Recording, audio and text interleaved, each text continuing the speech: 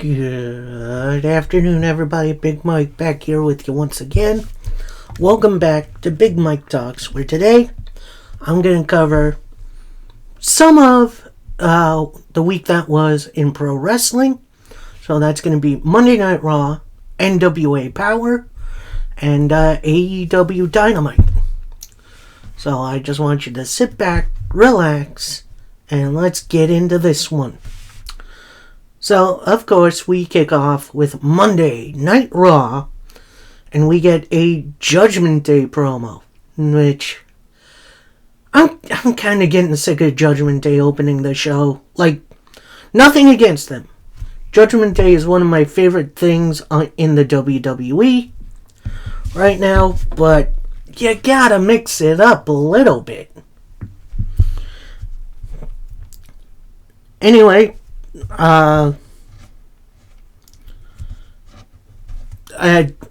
of right now, it's just Finn and Priest saying, Dom and Rhea are in the back in the clubhouse with Rhea getting ready for her own plans. And then saying, we're back to running Raw, running WWE.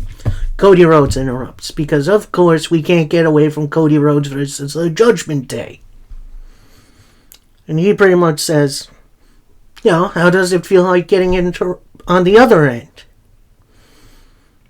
And I got some choice words for your leader, but obviously Rhea is not here. In which, that pointing out the obvious, but whatever.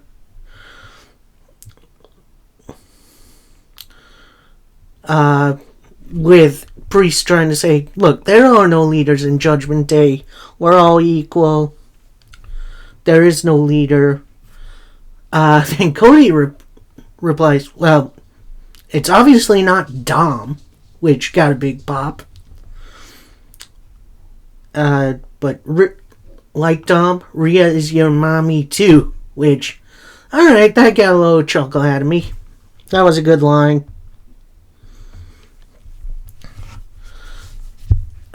Then Cody continues, look, she's the one who's calling the shots, making deals, pulling strings, making deals with the bloodline.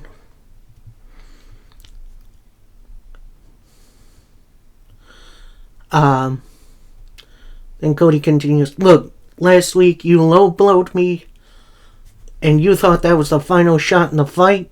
You're wrong. I'm going to put you through that table over there, and then I'm going to come for the rest of Judgment Day. And then Finn finally chimes in. Pretty much says, that's a lot of talk with your story going on. You're the one who sent Owens away for Jimmy Uso. How did that one work out for you? Your story so far has been that you fail, which... damn. And Cody finally interrupts, pretty much saying, alright, let's put that theory to the test. We got a big event coming up. How about we do Cody versus Priest at Crown Jewel? What do we do now? Why don't we give them a little preview? So, we start seeing Damian Priest taking off his coat. But then he looks up the ramp. Down comes Dom and Rhea. So it looks like this was a trap all along. But then Jay saves the day, jumps Jimmy up on the ramp. Looks like he's kind of flirting with Rhea, which, that's still funny. And then Cody and Priest just start brawling. Balor goes up the ramp to brawl with Jay. And then JD McDonough from out of nowhere chop block to Cody. They then set Cody's leg up against the steel steps, put a chair over it, and hit his leg with a chair. In which, good lord, that's some... He just got Pillmanized. So, that was definitely a wild shot. And eventually officials break it up. We then go to a little backstage where Cody, Jay, and an official are trying to walk Cody to the trainer's office. And Cody is struggling. So, I don't know if this is like, working, or if Cody's actually hurt. It definitely looked like it was. But, that's, it's gonna be a weird story going forward. I'm gonna tell you that. So, that was our opening segment, our opening match. It's a tag team match playa as Alpha Academy. That's Otis and Chad Gable. And they're being joined by someone interesting, the newest recruit, Akira Tozawa, which, alright, that's interesting. And they take on the New Day. That's Kofi Kingston and Xavier Woods. This match was definitely better than it had any right to be. Kofi and Chad Gable are easily the MVPs of this matchup. They worked really, really well together. And heck, even Otis had some good stuff going, including hitting a double caterpillar on both Woods and Kofi, which that's awesome. Then we get a Trouble in Paradise, big elbow drop from Xavier Woods for the New Day to pick up the win. I don't know if don't get me wrong, I love the New Day. I was kind of hoping to keep Chad Gable's momentum going, considering he's still gunning for the Intercontinental title. So having him lose like this in a ultimately meaningless tag team match is it's a little disappointing. Anyway, next we get an interview from the man, Becky Lynch, where she pretty much says, look, I've come looking for a fight tonight. Indy Hartwell is getting a shot at her title she never lost. Becky is the NXT Women's title champion. Pretty much saying, if I gotta defend my belt every night, then so be it. And welcome to the big time. Which, nice little line at the end from Becky, kind of mentioning her previous gimmick before going back to being the man, which I kind of like that little touch. So then we get Seth Rollins. He's kind of moseying backstage a little bit. Then Rhea Ripley kind of rolls in. Then Seth's like, well, I don't see Judgment Day or Drew McIntyre, so I know I'm probably not getting jumped. So Rhea pretty much says, look, this won't take long. There's obvious history between you and the Judgment Day. There's a underlying respect between us. And while I'm dealing with Drew, I know you're in need of assistance. You lost faith in your boy out there. Seth interrupts, pretty much saying, look, you obviously lost faith in your boy out there. Making these deals with not only Drew, but the Bloodline.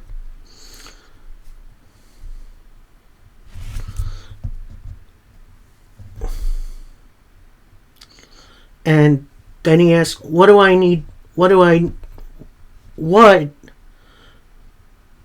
want with you? Rhea then replies, you need me. Right now, you're just a world champ. You could be the world champ. And I could influence Priest on cashing in on someone else.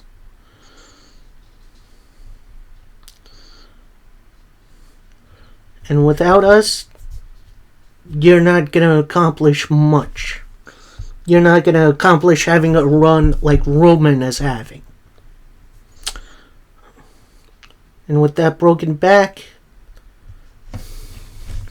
we will help you have people acknowledge you then Seth pretty much does a surprise Pikachu face. And he says, right to Rhea, I don't want to be like Ronan. And Rhea pretty much says, think about it. So, Rhea recruiting Seth Rollins to the Judgment Day. Interesting, but I don't think that's going to go that way. Although Seth really does need a character change. Like, his current shtick is pretty much why Bobby Roode didn't work on the main roster. They just focus more on his song than his character. And Seth's character is just getting really annoying. Anyway, we then cut to Indy Hartwell and Candice LeRae backstage. They're getting ready for Indy Hartwell's title match. And then Natalya interrupts, in which, of course, Natalya, has allies everywhere, I guess. I don't know. Saying, Indy, I want to wish you luck tonight. You're going to make history, and you're going to win that title. And, everyone's all lovey-dovey, in which I don't know what the long game is for Natalya. Like, don't get me wrong. I'm overall happy she's not just getting the title shots. But there's got to be some kind of end game for this. But I guess we'll see in the near future. Next matchup, we got the NXT Women's Title match, as Becky Lynch takes on Indy Hartwell. And, of course, if you remember me saying, Indy is a former NXT Women's Champion. Although she didn't lose the title, she had to vacate it due to injury, I believe. I don't know. I don't really watch that much NXT these days. So this match was awesome.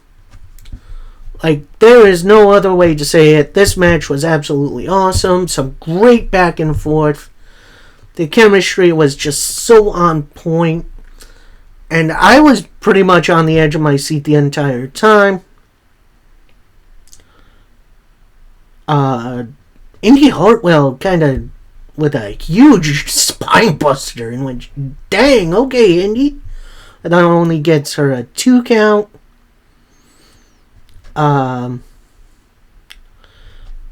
then eventually Becky Lynch with the disarm her for the submission victory.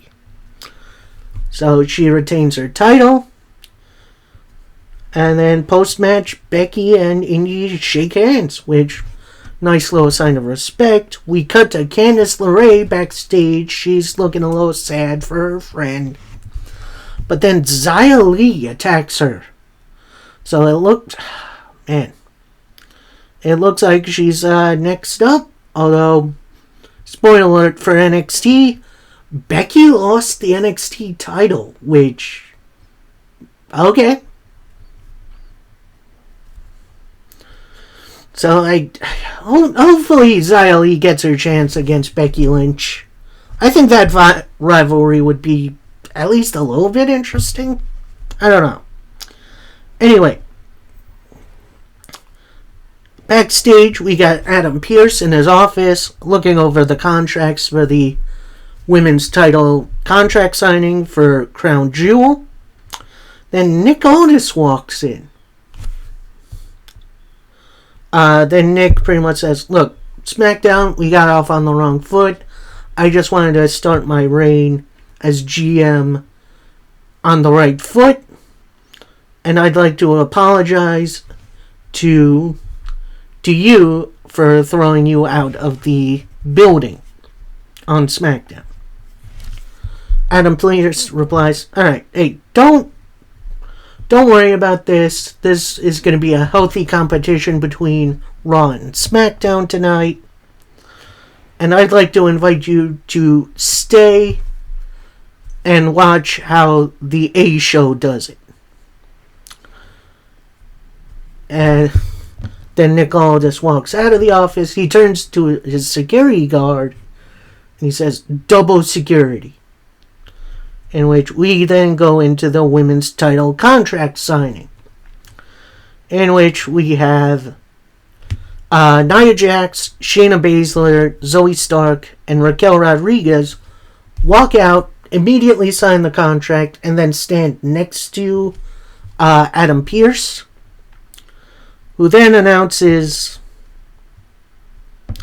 no, Rhea isn't going to be coming out here for this. I'm going to get her to sign separate backstage, because she's usually the one who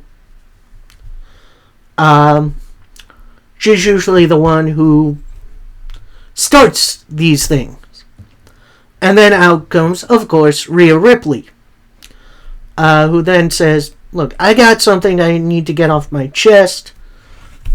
I can beat everyone in this ring individually, but this definitely feels like a setup. And the more you try to control me, Adam, the more I fight back. And after Crown Jewel, you're going to have 4 less women in your division." And then Nia grabs the microphone, because of course she does. Calls herself the most dominant woman in the division. And Nia pretty much says, "Look, I know what you're doing here, Rhea. You want me to smash all these other women for you. And I'm not going to do that for you. I'm going to do that for me."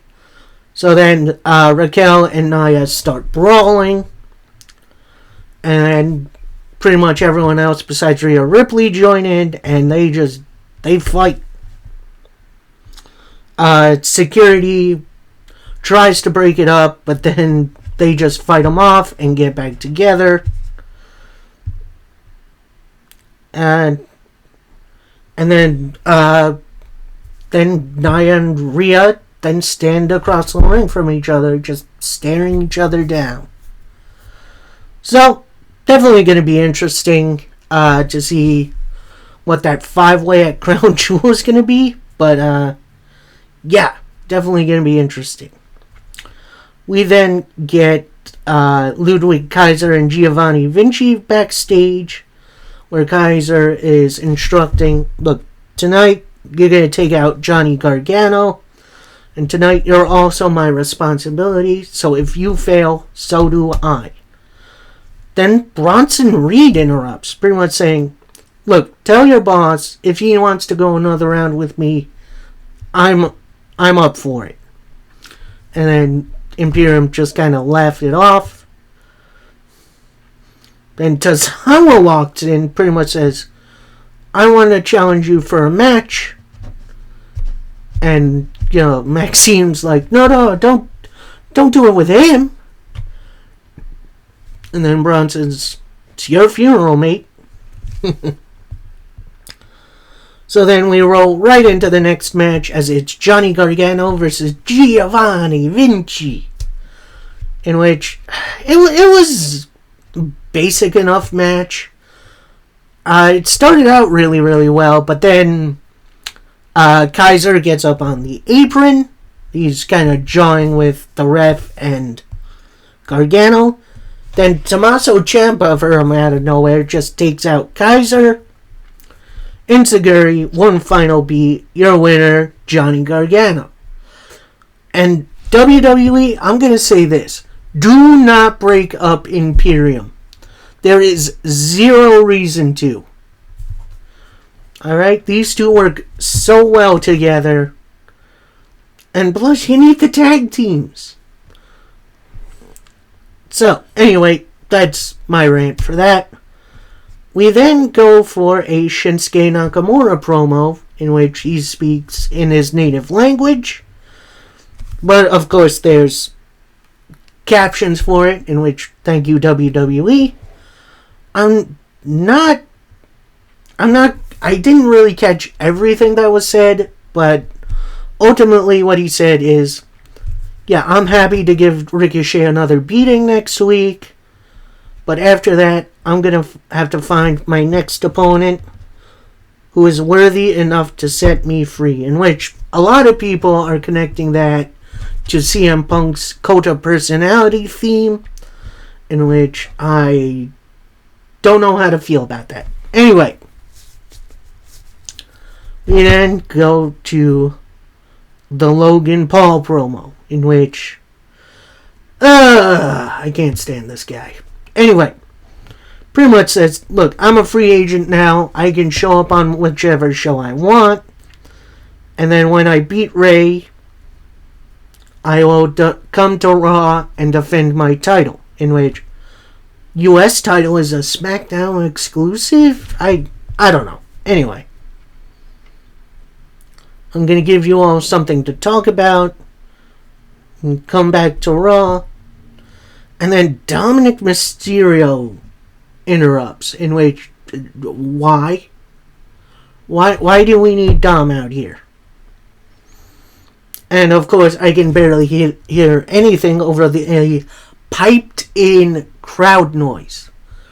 Like, it is more clear than ever that these reactions for Dom are more piped in than ever. Like, that, I'm sorry, Triple H, there's either it's piped in or they turned Dom's microphone way down, because I could barely hear him.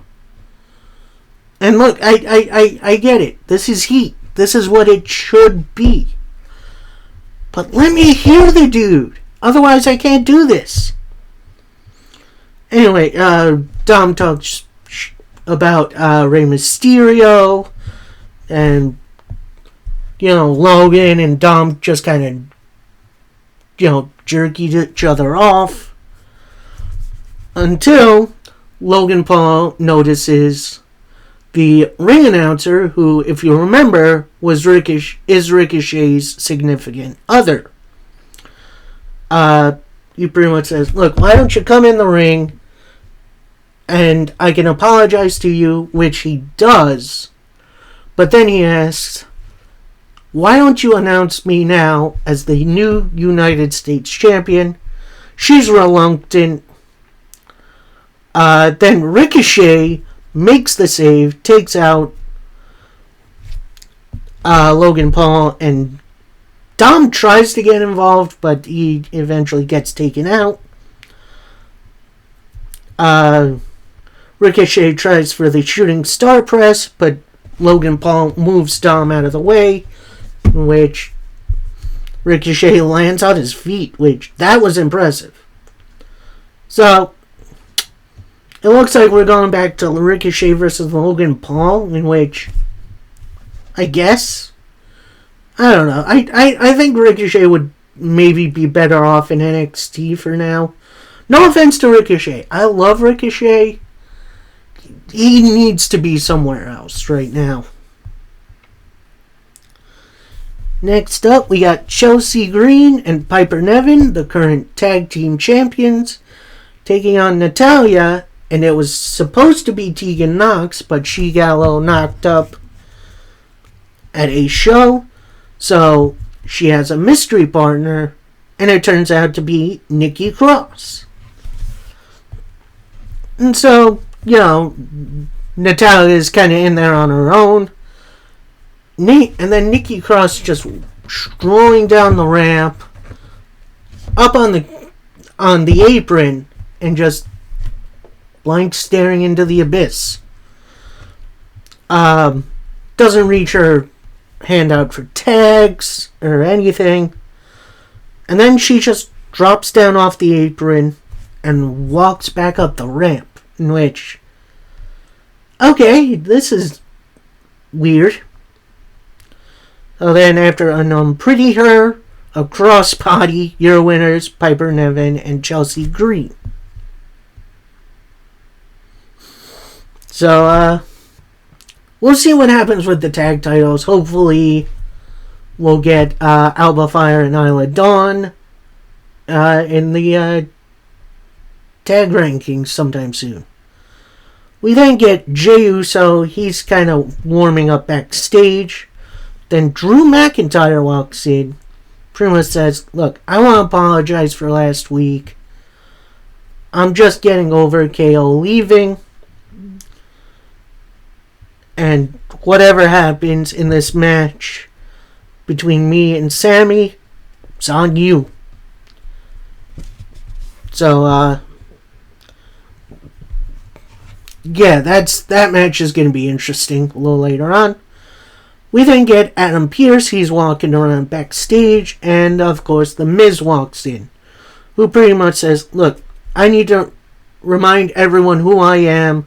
I need a place on this card. And Nick Aldis knows that, but why don't you?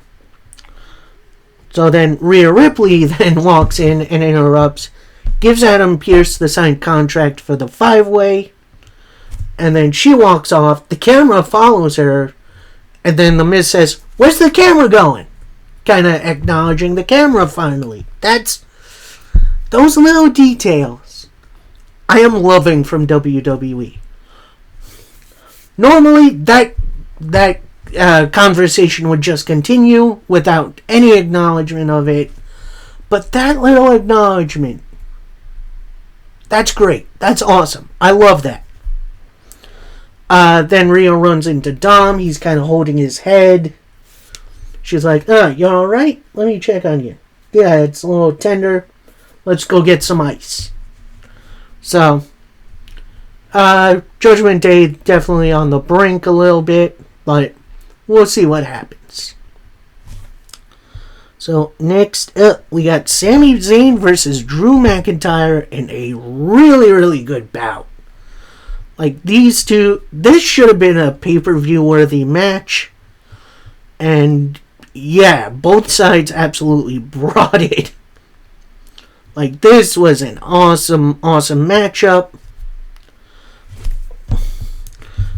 Sammy with a near fall off of a blue thunder bomb, which that was absolutely great. Drew then hits a neck breaker, which then both men are down. Out comes Rhea Ripley. Sami Zayn tries with the roll up, only for a 2 count. And then Rhea gets on the apron as Sami Zayn's looking for a Helluva Kick. Runs right into the Claymore for a Drew McIntyre win. Drew then walks right past Rhea Ripley, and Rhea with a eating grin on her face. So then next up we got Katana Chance and Kaden Carter kind of talking some stuff out with Mr. Pearce. Then Nick Aldis walks up, says, I just want to have a friendly conversation, but I'm going to take off. I've seen all I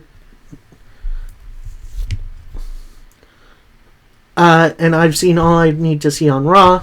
They shake hands. Aldis walks off, and then Nikki Cross crosses in front of the camera, and then that leads Adam Pearce to, yeah, I need a drink. You and me both, Pearce. You and me both. Next up, we got Akira Tozawa versus Bronson Reed. And I'm going to say this. Yes, it was an extended squash match, but they made Tozawa look really good. Like, I mean, don't get me wrong. He still got crushed by the tsunami. But overall, this is the best Tozawa has looked in a long time. So then, post-match, you got Alpha Academy and New Day talking backstage. And then Akira Tozawa walks in. He's all disheveled. He's beaten. And Chad Gable's like, alright, no worries, man. That was maybe the wrong opponent to start you on. But we're gonna hook you up and try to get you in a decent tag team wrestler. In walks DIY, Gargano and Ciampa, saying, look at this tag division. We got some good ones. Then we're going to be taking on Imperium next week. So that tag match is going to be interesting. And I forget who's holding it. I want to say it was Woods holding one of the NFL, WWE titles. If you've ever seen those are really not good. Then he hands it to Tozawa. You're still a champion to us, bud. And you see just Tozawa just shaking with it. And it's like, it's definitely funny.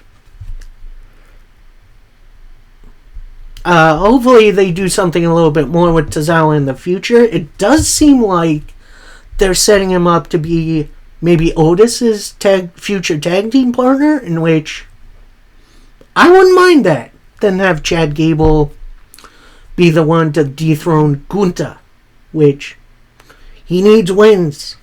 Anyway, we see Drew McIntyre. Next, we see Drew McIntyre walking around backstage. And then Seth Rollins walks up. And he says, "Congratulations, Drew, on your recent win as the newest member of the Judgment Day." He says, "Look, I saw you talking to Rhea recently, and we all know what that means." Drew insists that I don't need the Judgment Day to win against you. Seth replies, "Neither do I." Drew replies, "No Judgment Day on our match. May the best man win. I will." So, nice little easy interaction between two kind of top guys. And then our main event of the evening, we got Jey Uso taking on Damian Priest. And this was definitely quite a main event, although it did feel a tiny bit rushed. But I do feel like it was a lot of fun. Jey Uso with a couple of spears, and Uso splash, goes for the pinfall. But Balor comes out and distracts the ref by running down the ramp. Now, I would be okay if he was like ringside or on the apron. But we see him just running down the ramp and the ref's like, huh? Like, I don't know. That doesn't make any sense to me. So, match continues. On a dive spot, Damian Priest catches him. Powerbomb into the announce table, which that was absolutely brutal. Back in the Boxing of the Years, which is slowly becoming my new favorite non-finishing move.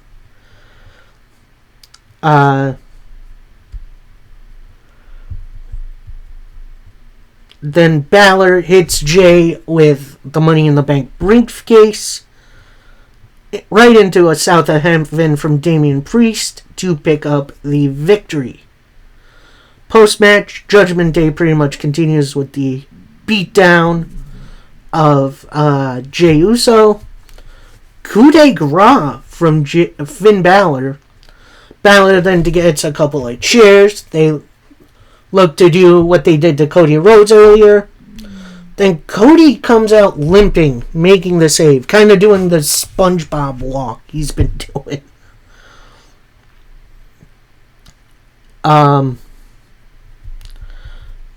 Cody tries to make the save, but ultimately the numbers are too much. And we get... actually, they're pretty even. Jey and Cody get rid of Finn. Then Cody and Jey have Damian Priest's ankle up in the chair, kind of like what happened earlier in the evening. But Balor ends up saving Priest. In which, man, that was a roller coaster. I will say, main event was a bit overbooked, but I did really, really enjoy it. And we'll see what happens at Crown Jewel. So that was Raw. I hope you guys all enjoyed that. We now move into NWA Power, which is the penultimate episode before Salway. Salway? I don't know what it's called. Anyway, so we start off with EC3 and Jordan Clearwater teaming up to take on Cal Hero and Luis Lawrence. Luscious Lawrence. And, Lawrence and Hero actually did get some stuff in. But, ultimately, EC3 was too much, hitting the 1%er and the purpose for the submission victory. We then get a 3-person interview, which that was a little clunky and weird, with Kobe Carino, the junior heavyweight champion, and then Kratos and Odinson, where Kobe starts pretty much talking to... Who was his manager? Talking to his manager, pretty much saying, look, NW75, I didn't need you. That's why I got rid of you. Joe Alonzo, if you want my sloppy seconds, go ahead. And at Salway, I'm going to still be the champ. And then that goes right into the Kratos and Odinson talking. Although it's mostly Kratos talking. Pretty much saying, man calls himself a man with a highlight reel like MJ. The suave sophistication of Rembrandt. And while he doesn't have anything to say, this is where your world ends and ours begin. So, nice, easy little promo from the future U.S. Tag Team Champions. Spoiler alert. We then get a Violent J interview in which he's like back in a void somewhere. Pretty much announcing the stipulation for him and the Brothers of Funstruction versus La Rebellion and Vampiro, and it's a riddle box match in which there'll be boxes surrounding the NWA ring and only the officials know what's in them. So, it's pretty much mystery box theater, which, that could be funny. Next up, we got Knox and Murdoch taking on the Fixers. And this was pretty much big meaty men slapping meat at its finest. This was a really fun-looking match. And of course, your winners with the high-low, Knox and Murdoch. Again, really, really entertaining tag match. Gonna be interesting to see what happens going forward. Next, we got Gags kind of sitting in a little white room alone. But then the Sinister Minister just teleports in, has Gags by the throat. Pretty much saying, look, you've been very bad. It's time to come home. I've had enough of the games between you and Sal. Sal isn't in his right mind. And if you won't come home, you're gonna die. In which Gags then wakes up. And I don't know if that was supposed to be a dream sequence or whatever. But yeah, that's going to be interesting. We then get a 6-woman tag player. We get the full force of Pretty Empowered taking on The Woad, Samantha Starr, and Ruthie J. And honestly, this was a fun little 6-person tag. Everyone pretty much got their stuff in. But then at one point, Roxy, who is now a former member of Pretty Empowered, comes to ringside, she's jawing with her former teammates. She then gets up on the apron, catches a straight right. But then after a code Kylie, your winner's pretty empowered. And while they're celebrating, Roxy gets in the ring and she's begging them to take her back. And then Kenzie pretty much saying, look, all you did was bring us down. Your pretty card has been revoked. And they pretty much all attacked Roxy.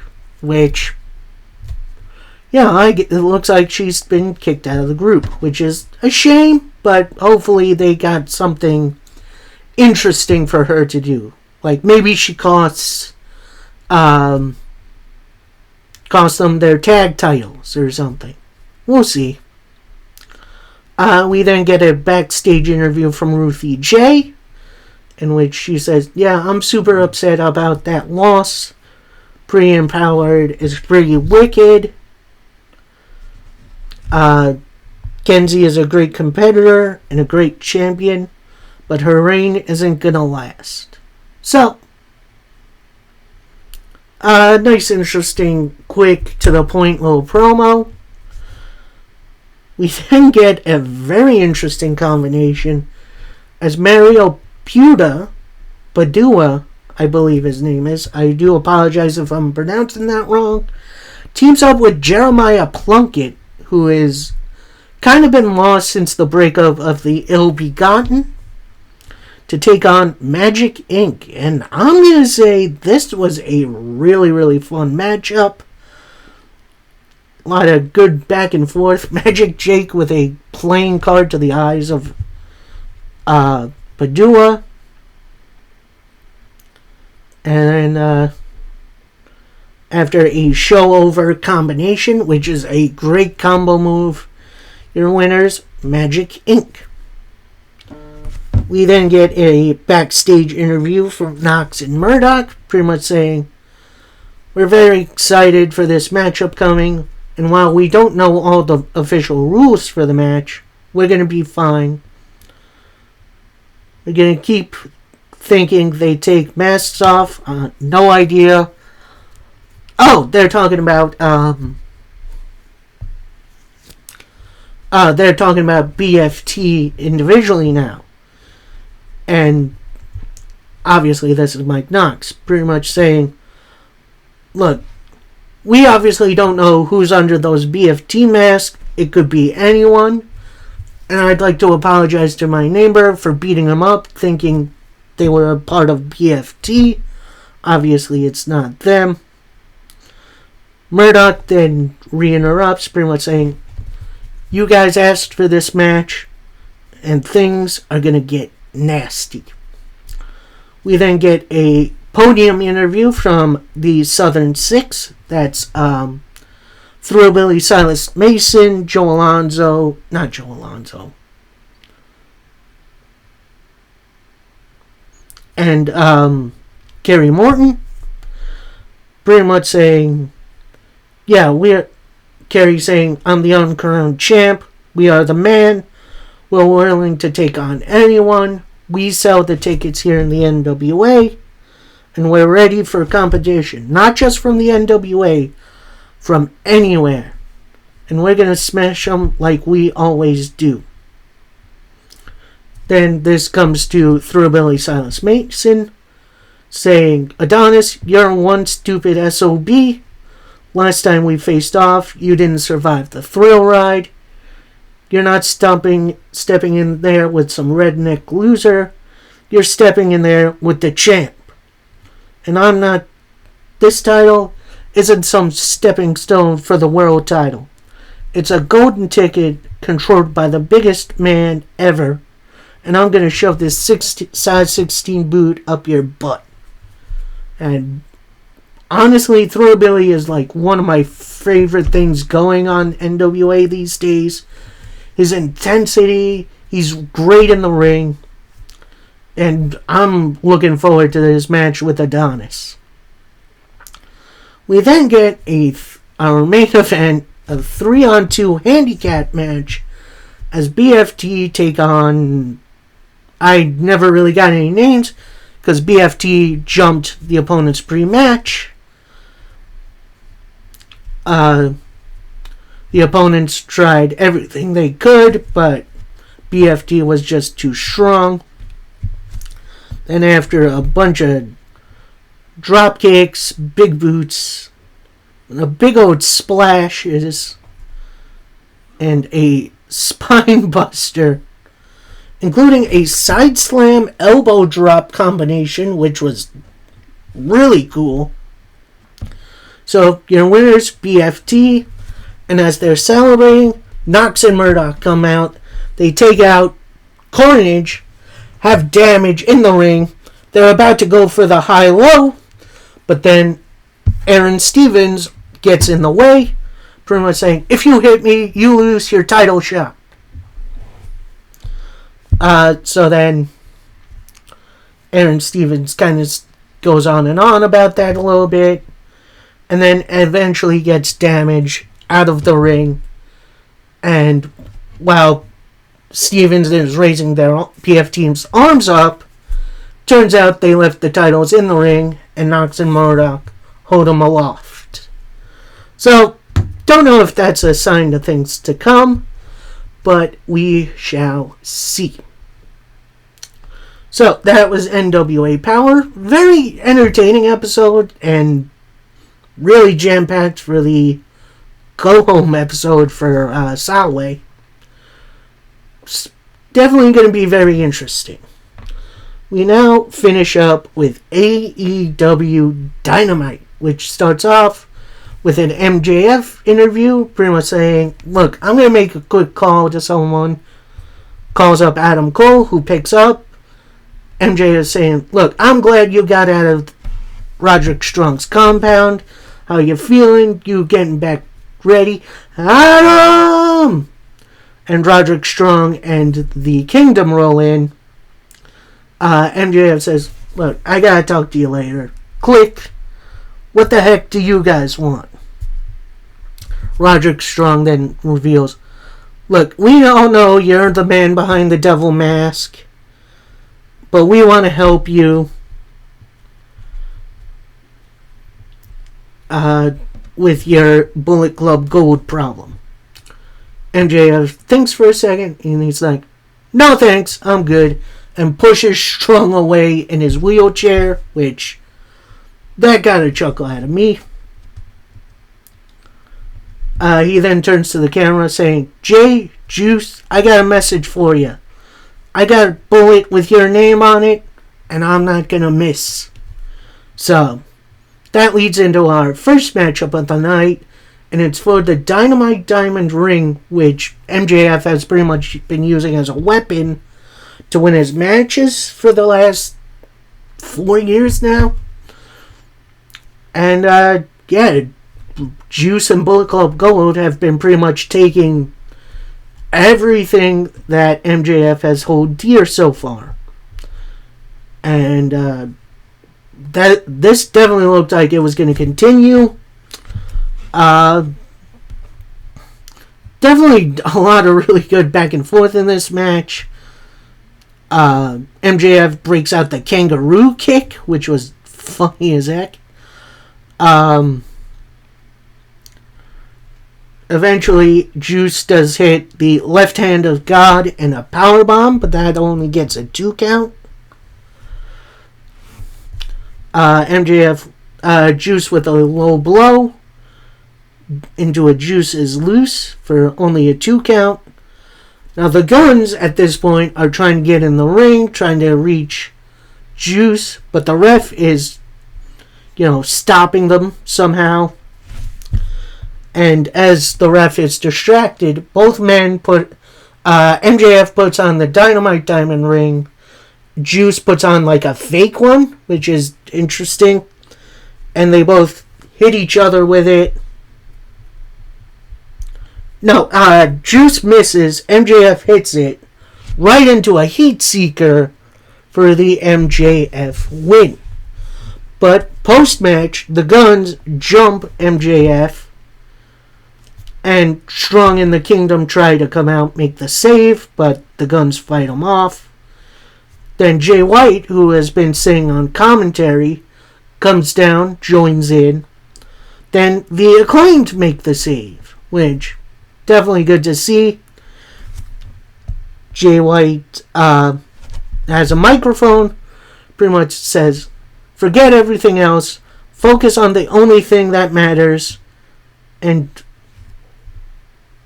with Full Gear on the horizon, you're never going to be holding this belt as long as I have it. And then that Switchblade gives the microphone to the Guns, pretty much saying, look, you obviously have what we want, MJF. You have those ROH Tag Team title belts, and we want you at Full Gear. MJF, shut up, you ass boys. You want you want a shot at the tag straps? You got it. See you at Full Gear. And then Jay White, I'm not waiting to get my hands on you. So next week, 8-man tag, it's on, and if I win, I get my belt back. Adam! No, Max! What is it, Roderick? I'm right here. You don't have to scream. That means you're picking us, right? MJF replies, do me a favor. You guys do me a favor. Roll yourselves off a cliff. I will never be picking you as long as I'm able. Then he turns the Acclaimed. Max Caster has a microphone. That means you're picking us, right? Then MJF turns to them, pretty much says, listen, Max, I never liked you. I wouldn't tag with you even if I was on fire. And Max replied, so you're saying there's a chance? That's funny. Because everybody loves the Acclaimed. And then Max Caster's like, before you run off, why don't you do me a favor? He extends the scissors. Looks like Max is going to go for it, but ends up closing his fingers and walking off. So, and you'd think that'd be the end of the segment, but no. Out on the ramp, Kenny by God Omega, pretty much saying, look, Max, I know you have a lot, MJF, I know you have a lot going on, but you got something I want, even though you don't physically have it, and I've got something you want. And while I did lose that right when I lost the title belt, be the type of scumbag that I think you are, you're going to end up saying no. But if you're going to be the champion they want you to be, you have your right to I have my right to defend my streak. So how about this Saturday, Cleaner versus Devil on Collision, in which I'm going to be in attendance for that. Like, that's going to be awesome. I can't wait. We then get a little Wardlow vignette pretty much saying, while I've been away sitting at home, I've been watching the man that I beat at Revolution become the face of AEW. And MJF, that changes nothing. There's nothing left you have to take from me, so I'm going to take everything from you. So, MJF being attacked from all sides, from all comers. It's going to be interesting to see if MJF survives. Next up, a bit of a weird tag team match as the Dark Order's Alex Reynolds and John Silver take on Hook and Rob Van Dam. And, yeah, this was definitely a very, very fun matchup. Van Dam doing all of his usual stuff, including a Van Terminator into the face of Evil Uno, who came in with a chair. RVD with the frog splash onto Silver. Red Rum to Reynolds for the submission victory for RVD and Hook. We then get the next iteration of Toni Storm's silent picture, in which apparently she's getting a women's title shot at Full Gear, which I do wish they didn't go to picture-in-picture for this. This is some great character stuff. Well, let's have it full screen. I don't care if it's silent. Let's do it. We then get an interview from Sting and Darby Allin. They come out to the ring. Sting thanks Philadelphia. It's been a great run. I gotta thank my partner Darby Allin, the greatest partner I have ever had. And gonna thank Tony Khan for giving me the second chance I never knew I needed. And then we get the announcement of Tony Khan's gift to Sting is Ric Flair, which honestly I didn't see that coming, and in the moment, yeah, I was definitely hyped, but upon thinking about it and his recent exploit on the plane ride from hell, maybe not the best use of your resources there, Tony. And look, I get it. You wanna give Sting and Ric Flair the respect they have, especially with Turner, considering they had the rivalry on WCW. I don't think this was the right time to do this. Like, I don't know. This felt a little yucky. So Ric Flair kind of said a spiel about how, I put Sting on the map 55 years ago, and he's been living up to every potential ever since, and he's been the nicest guy ever. And when I got invited to this, I'm willing to ride to the end with you. And then out comes Christian Cage and his posse, pretty much saying, well, Tony is a billionaire, and this is his gift. Cheap suit, some fake gold chains, and a black liver. And hey, Rick, you're looking really good. You can't even see the puppet strings. He then continues, look, Sting, Darby, you've stuck my nose in my business once again. Darby, I'm going to give you one last chance and take a look at something you'll never be, and that's a champion.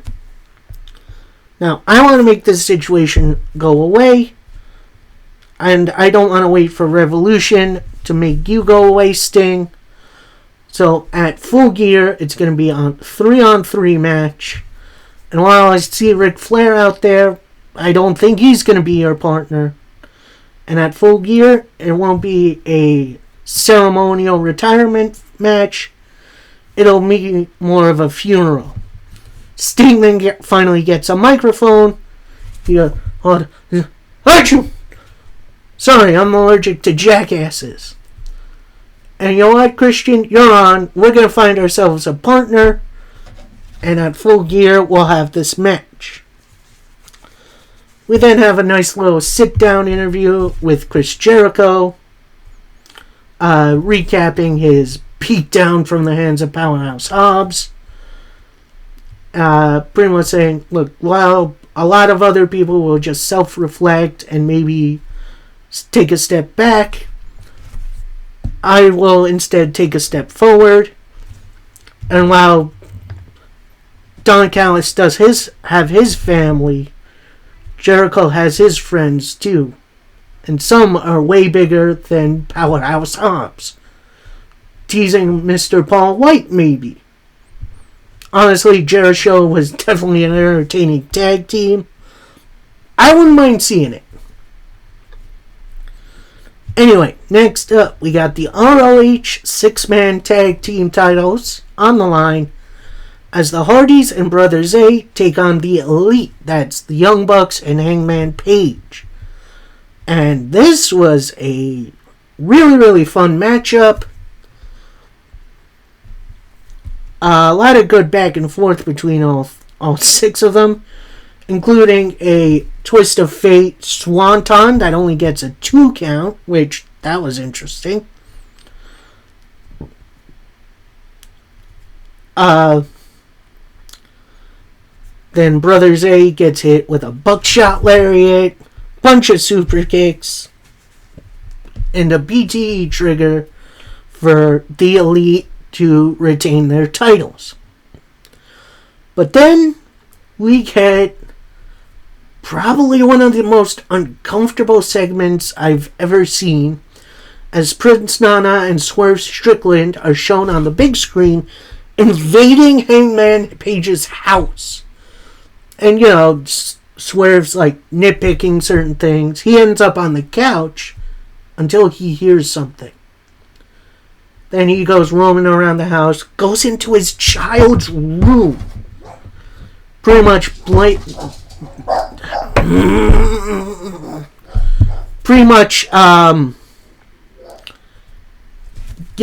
telling Hangman's child to get him ready for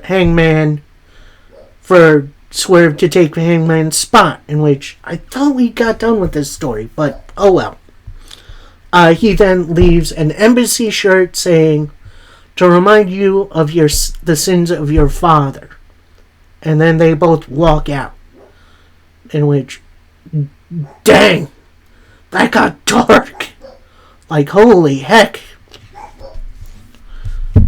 Anyway, next up, we got an interview with Adam Copeland, who's pretty much saying, continuing his, want to tag team with Christian Cage and not fight him.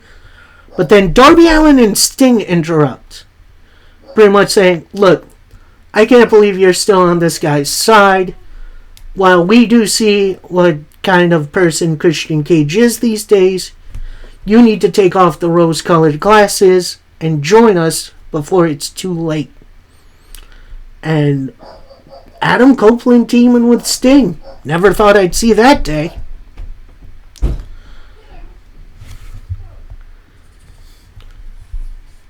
And next up, we got the women's title on the line as Hikaru Shida defends against Ruby Soho. And oh good lord, this was bad. Like, this was not good. The crowd wasn't into it. The action was I don't want to say sloppy, but it really wasn't good. And it's a shame because these two had a great match like a month ago. And eventually, Shida wins with the katana. And Toni Storm comes out and just, I don't know. Anyway, this is where I'm going to go on a mini rant. Pretty much say, Tony Khan, look at what you're doing to your women's division. You're giving them maybe 15 minutes a pop with no real story and no real interest. That's why the crowd aren't interested. Because it feels like you're not interested. You've got one of the best women's roster on the planet. And you're doing minimal. Maybe not even minimal. Less than minimal. Let's get more of these women on TV. Let's get more of these women to feel like they matter. Because right now, there's a lot of women on this roster that really don't.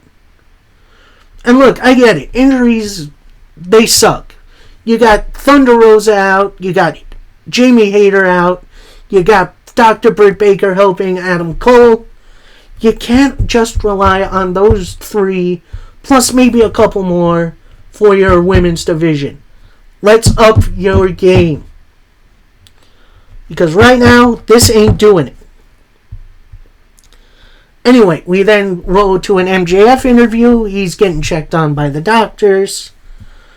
Pretty much saying, look, I got a lot of emotions going on with this match for Kenny Omega.